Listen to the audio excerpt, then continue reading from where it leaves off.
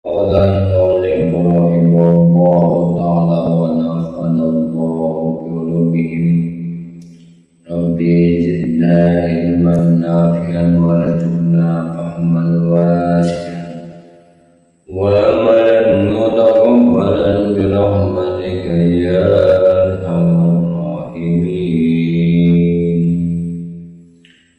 Bismillahirrahmanirrahim. Diriwayatkan dalam kitab Tirmizi dari Abu Hurairah radhiyallahu anhu bahwa Rasulullah sallallahu alaihi wasallam bersabda, "Rohima an rajulin dzukirtu indahu falam yusalli alaihi."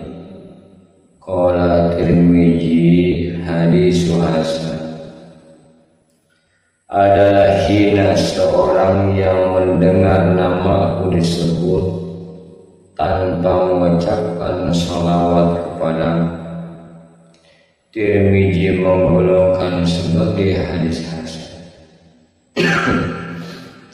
Dengan isnad jayyid, Ibnu Sunni meriwayatkan dari Anas radhiyallahu anhu bahwa Rasulullah sallallahu alaihi wasallam bersabda, "Man dzukirtu indahu falyusalli alaihi fa innahu man shalla alayya marratan sallallahu azza wa jalla alaihi asra." Barang siapa ketika mendengar namaku disebut, hendaklah ia mengucapkan salawat kepadaku. Sebab siapa yang mengucapkan salawat kepadaku sekali, maka Allah Azza wa Jalla memberikan salawat kepadanya 10 kali. Dengan isnad dhaif, Ibnu Sunni meriwayatkan dari Jabir radhiyallahu anhu bahwa Rasulullah sallallahu alaihi wasallam menegaskan, "Man dzukirtu indahu falam yusalli alayya faqad syaqi."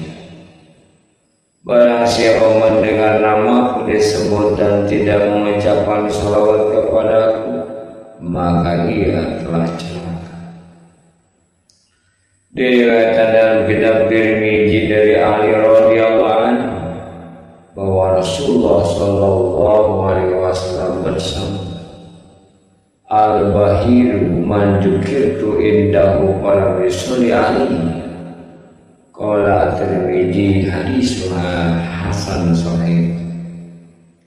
Orang kikir adalah yang mendengar nama disebut dan tidak mengucapkan salawat kepada. Tirmizi menggolongkan sebagai hadis hasan sahih. Mengenai hadis ini Tirmizi berkata, diriwayatkan dari salah seorang ahli ilmu bahwa apabila seorang mengucapkan sholawat kepada Nabi SAW sekali di dalam majlis, cukuplah baginya asalkan masih di dalam majlis itu. Apabila seseorang mengucapkan sholawat kepada Nabi SAW, hendaklah ia mengumpulkan antara sholawat dan taslim dan tidak menyingkat dengan salah satu dari keduanya. Maka janganlah mengucapkan sallallahu alaihi dan alaihi salam saja.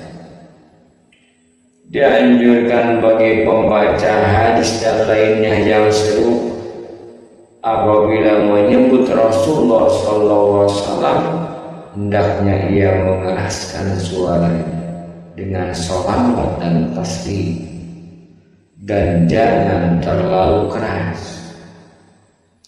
Di antara yang meriwayatkan tentang hal ini adalah Al-Hafiz Abu Bakar Al-Khatib Al-Baghdadi dan lainnya.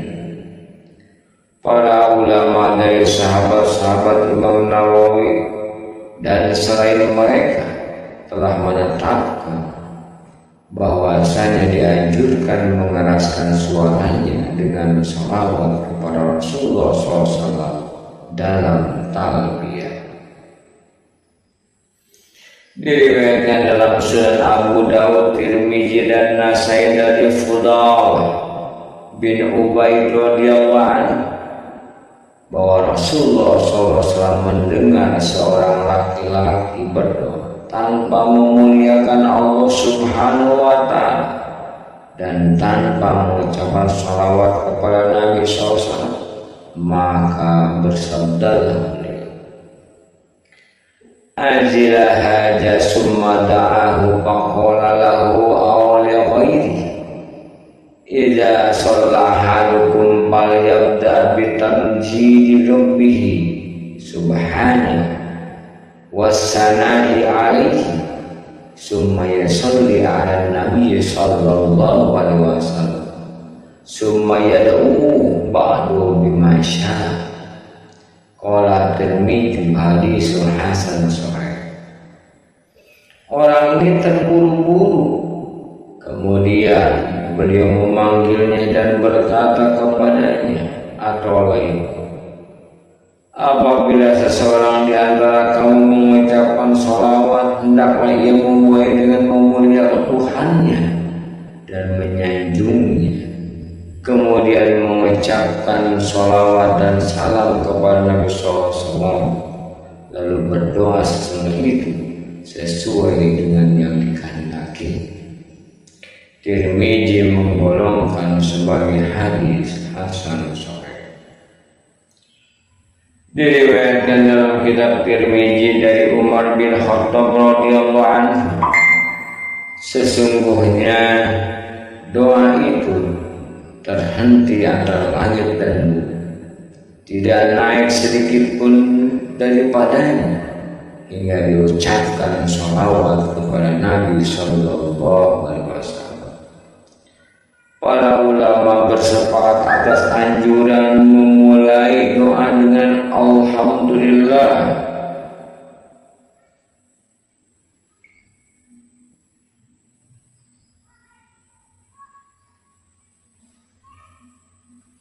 Dan menyanjungnya, lalu mengucapkan sholawat kepada Nabi, dan begitu pula mengakhiri doa dengan keduanya.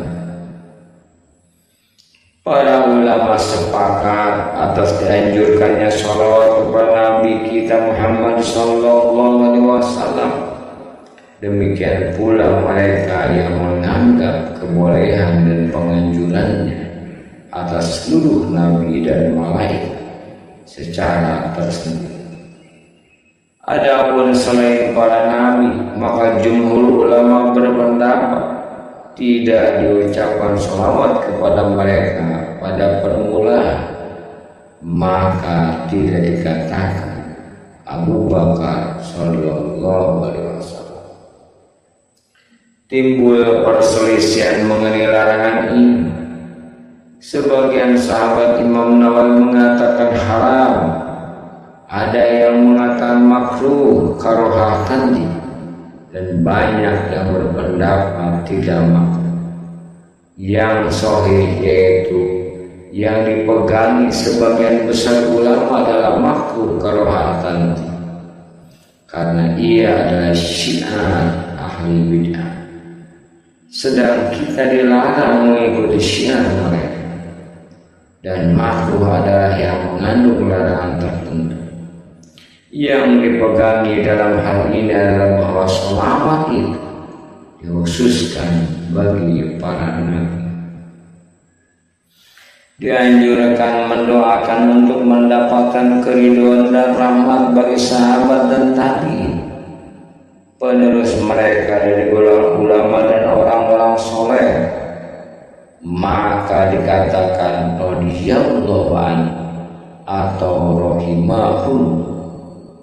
Adapun pendapat sebagian ulama bahwa perkataan radhiyallahu anhu dikhususkan bagi sahabat, sedang bagi yang lain rahimahullah saja, maka hal ini tidaklah disepakati. Yang sahih adalah pendapat jumhur ulama mengenai penganjurannya, dan dalilnya banyak sekali. Apabila yang disebut adalah seorang putra sahabat, Maka dikatakan Ibnu Umar radhiyallahu anhu, sedemikian pula Ibnu Abbas, Ibnu Zubair, Ibnu Ja'far, Utsman bin Jadid dan lainnya yang mencakup ayah dan putra. Ketahuilah yang saya sebutkan dalam bagian-bagian yang lalu terulang setiap hari dan malah menurut apa yang telah dijelaskan. Adapun yang saya sebutkan sekarang, maka ia adalah zikir-zikir dan doa-doa pada berbagai waktu lantaran sebab-sebabnya ada. Oleh karenanya tidak harus bergantung pada urutan. Diriwayatkan dalam Sahih Bukhari dan Jabir bin Abdullah radhiyallahu anhu yang berkata bahwasanya Rasulullah SAW mengajari kami istighfar dalam semua urusan, seperti mengajarkan bacaan surat dari Al-Quran.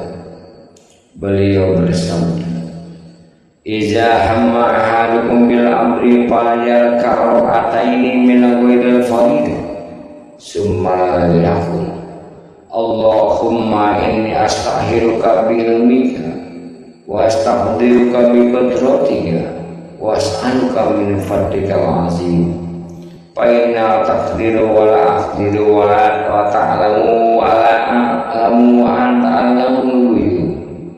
Allahumma in kunta ta'lamu anna hadzal amra khairun li fi dini wa ma'asi wa akibati amri aw qala azili amri aw wa azili faqdurhu li wa yassirhu li summa barik li fi wa in kunta ta'lamu anna hadzal amra sharrun li fi dini wa ma'asi wa akibati amri aw qala azili amri wa ajili fasrifhu anni waqdur liya khayra haitsu kana summa raddi wa yusammi hajat."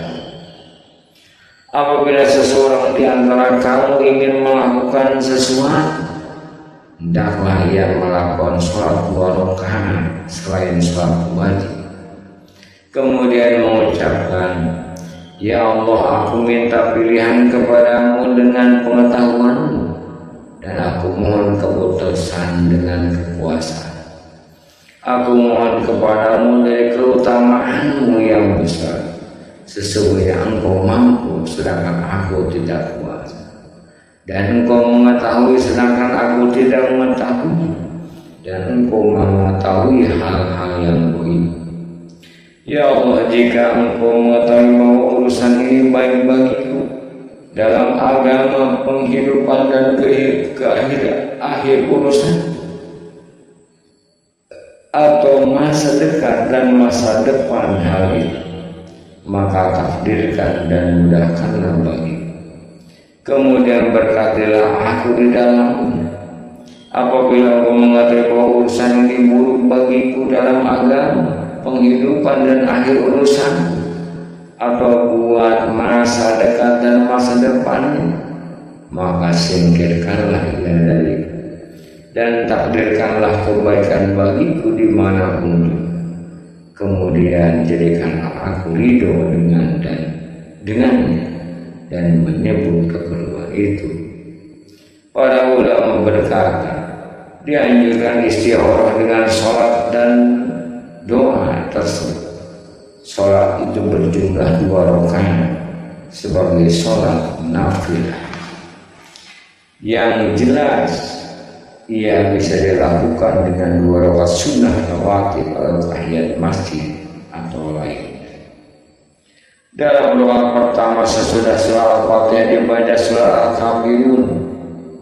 Dalam rakaat kedua membaca surah Al-Ikhlas. Andai kata berhalangan melakukan sholat, maka istikharah dilakukan dengan berdoa. Dianjurkan memulai doa tersebut dan mengakhirinya dengan ucapan alhamdulillah dan salawat serta taslim kepada Rasulullah sallallahu alaihi wasallam. Perlu diketahui bahwa istighfar itu dianjurkan dalam segala urusan, sebagaimana dijelaskan oleh Nas dari hadis yang sahih. Apabila selesai beristighfar, ia pun melakukan apa yang melapangkan dada. Diriwayatkan dalam kitab Tirmizi dengan isnad dha'if dari Abu Bakar radhiyallahu anhu bahwa Nabi sallallahu alaihi wasallam apabila hendak melakukan sesuatu maka mengucap Allahumma firli wahtari, ya Allah pilihkanlah bagi. Diriwayatkan dalam kitab Ibnu Sunni dari Anas radhiyallahu anhu bahwa Rasulullah SAW mengajarkan kepada, ya Anas, ija hamamta bi amrin fastahir rabbaka fihi sab'a marrat summa anjur ila allazi sabaqa ila qalbika fa innal khayra fihi. Hai Anas, jika engkau ingin melakukan sesuatu maka mintalah pilihan kepada Tuhanmu 7 kali. Kemudian koreksilah ke dalam hatimu mana yang lebih mantap, karena sesungguhnya kebaikan terdapat di situ. Isnadnya goreng. Wallahu a'lam bishawab.